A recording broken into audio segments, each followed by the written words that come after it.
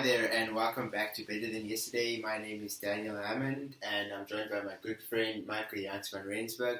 Today we'll be talking about our friendship and how we've kept our friendship for so long, just to give you guys some advice on how to have good friendships. Sure. So, bro, this is our last video in Cape Town on this sort of set, bro. I'll be going back to Namibia on Sunday, and it's sad, bro. Gonna miss this type of set because I think it's been really nice. I've enjoyed it, bro. Definitely. Thanks for hosting me and for such a good time, bro. I can honestly say I've enjoyed it, bro. Sure. So we haven't prepared any notes for this. Gonna try and keep it as authentic as possible. We might make some mistakes here and there, but just stay patient with us. And so Mike, we've done a similar video to this. I think just a different type of path where we talked about BTY, our story. So, bro, tell us about our friendship and just give us a bit of background on that. Sure, man. That was a good start from you there, bro. And I just wanted to say, thank you so much as well for coming down the past little while. It's been an awesome time to spend with you, bro. It's been blessed to be in the same location. Your two hosts for Better Than Yesterday. But me and Daniel have been friends for the past 10 years, basically. Yeah. And it's been honestly one of the most blessed friendships I've had in my life. And I think the way that we've handled our friendship over the years, obviously there's always, in any type of relationship, there's going to be little things that you have to get over, and there's a big obstacle that we had to get over of the fact that we don't live in the same location anymore. But we've stayed such tight friends throughout that, so it's been such a blessing, man. Yeah. And definitely, I think just the way that we are friends, I think this kind of friendship is something that everyone needs in their life, and if you can have this kind of thing in your life, then you're always going to be the better for it. So that's what we want to talk about today. Is just building those kind of friendships and how to keep them, and how to maybe keep the right people in your life and keep the wrong people out of your life here.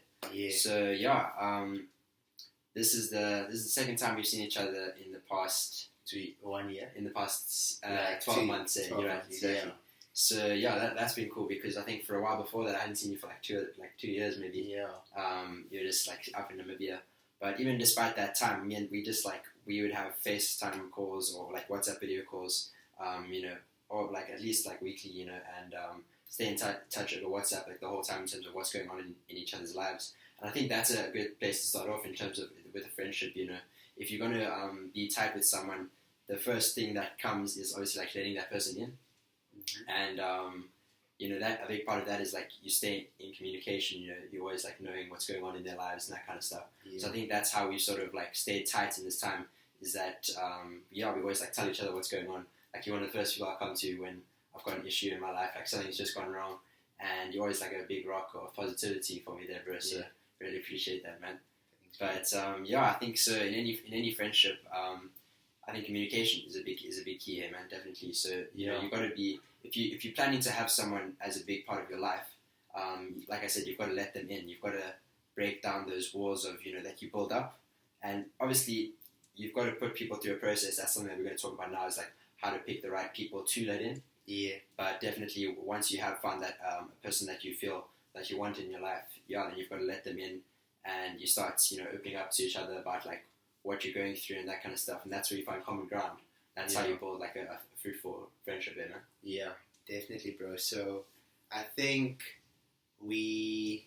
back then we used to hang out a lot when we were together while I was still staying in Cape Town. Yeah.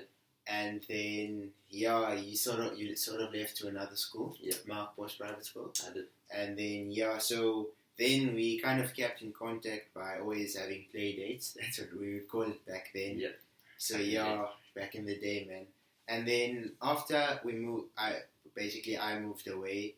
We sort of there was a point where we weren't as close. Yeah, for sure. And then I think as we got older, we started speaking again, and we discovered that we've got kind of a similar mindset towards how we're going to take on life and what we're going through. Yeah. I think it was in grade 10 where we really sort of started getting a lot closer and started having these fruitful conversations about life, and just deep conversations in general about our country, the government, Yep. political type of things as well, and then just about what we're noticing with friends and what we've been through, and we sort of related and clicked with that, and Yep. then later on we would have conversations of how we would improve ourselves. And I think because we had a common sort of goal that we were going for, that also kept the friendship going strong. And obviously we're both Christians, so we had and still have the same values. So Yeah, that's good. I think that's what kept this friendship going and what's still keeping it going. And as you said, bro, I think it made it a lot easier since we knew each other from 9 years old to just be open and honest with each other and talk about everything. And as you say, we go to people like Yeah. when I also have problems or when I've got exciting news, then I'd always go to Michael and share it.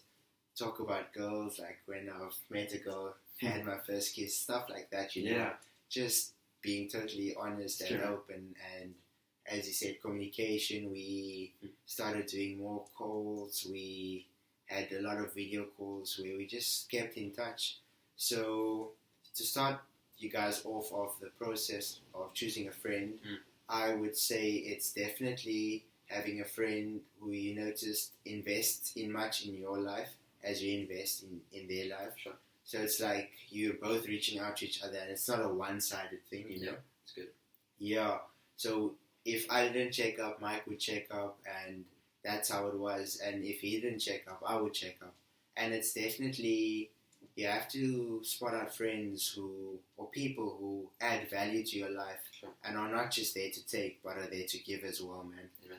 Yeah, so that's what I kind of have that came to mind. Would you help me out there and just also Yeah, focus definitely. on that part? Very good points, bro. Very good points. I think that's very true. You know, I think a lot of friendships will fade out at some point because of that reason, like you say there, where it just starts becoming a one-sided thing. That's something I've noticed with a few of my friends in my life. Yeah. Even friends that I have had for quite a long time.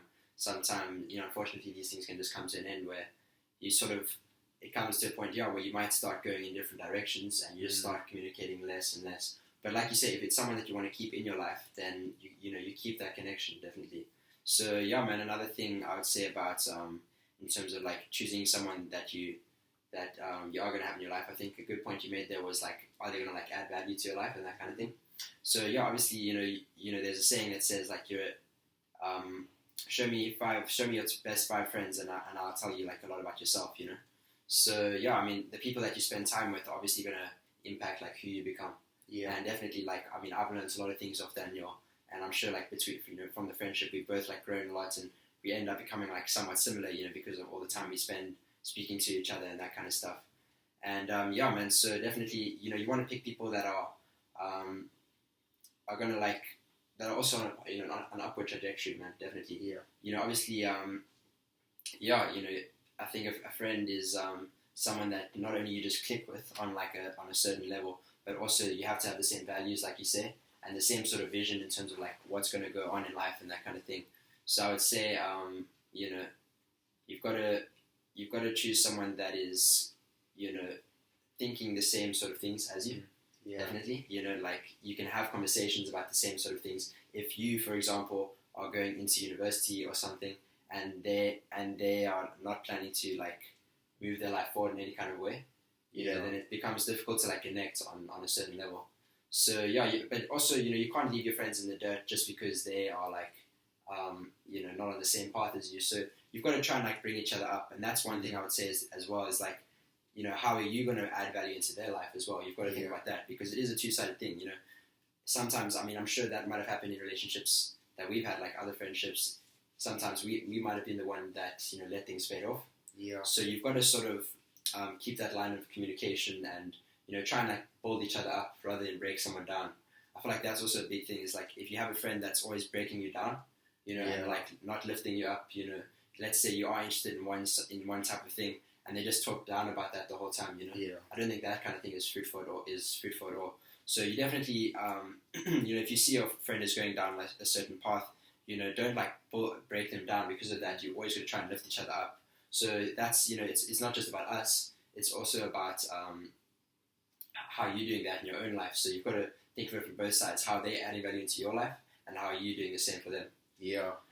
So that's really good points, bro. And like you said, you both have to build each other up. I also wanted to bring that point up now, where there's friendships where they sort of just make fun of you and they kind of beat you on an insecurity. And I don't think that's friends that you're supposed to have. Friends who's always just going to be making fun of you for doing this or that wrong, rather than helping you out, or that clearly know that this is insecurity, something that you struggle with, and try and talk you up on it, and rather say, no, you have to see yourself in this way. You don't have to take that as an insecurity, you know. It's good, man.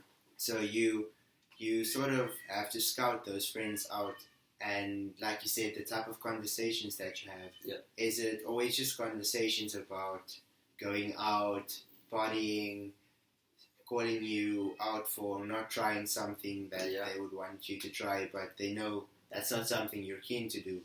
If that's how it's going to be, then I don't think that's going to be a positive or a good friendship.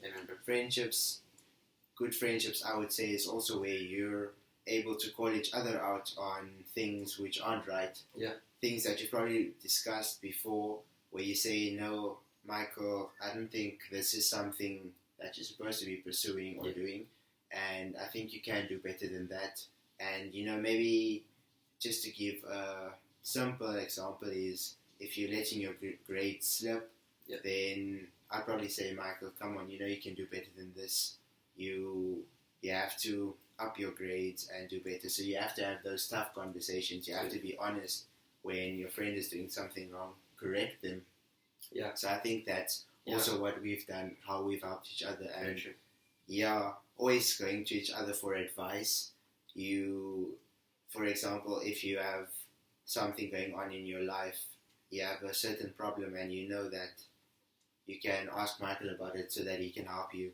You develop that trust. So trust is also a really important aspect, where you can trust each other and you don't break each other's trust. What you talk about is things that you keep between each other.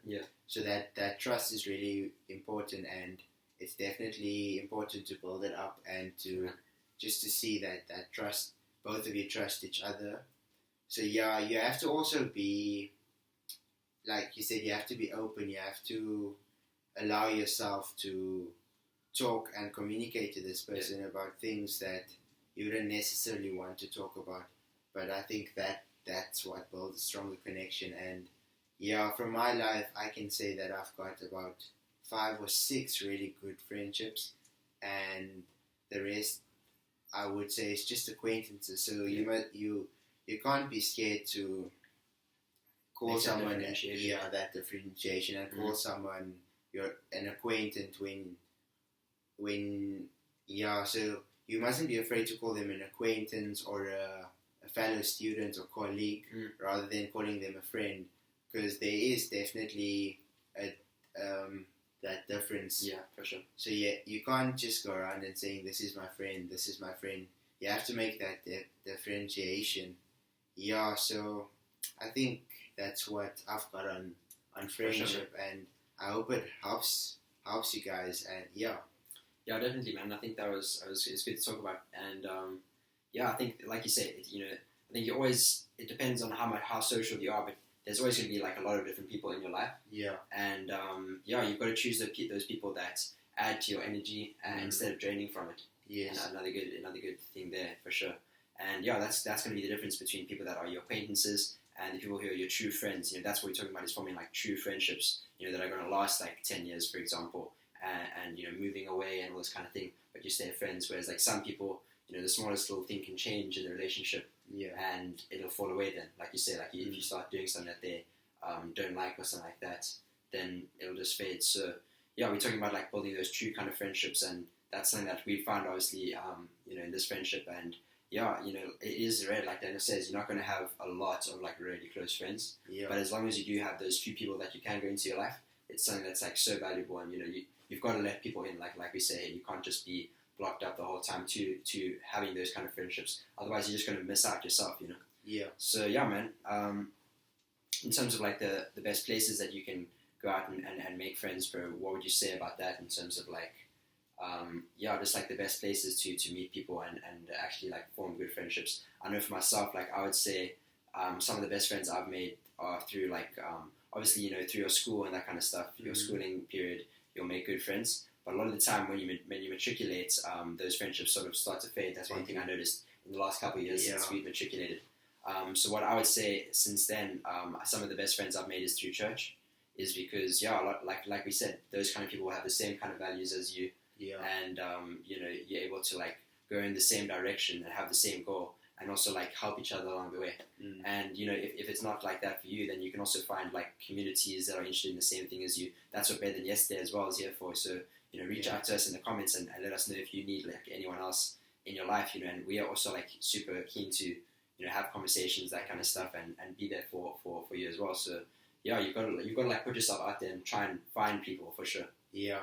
So I totally agree with you in saying that where I've found most of my good friends and friends that I cherish and I think who can go the rest of my life with me on my path is friends that I've made in youth, friends that I've made from school, and just those type of places. So it's definitely about having friends that, you know, have the same values, have the same views, who have a lot in common with you. Because obviously you don't want to be friends with someone who has opposing views, who you have a lot of conflict with. That's just going to cause you a lot of stress and conflicts between each other.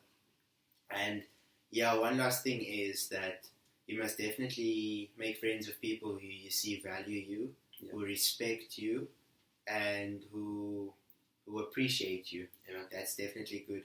And friends that are gonna back you up if you're not in the same room and someone's trying to say something bad or talk your friend down. You've got to step up, and that's also where the trust is, where you know this friend's gonna have my back when I'm not around.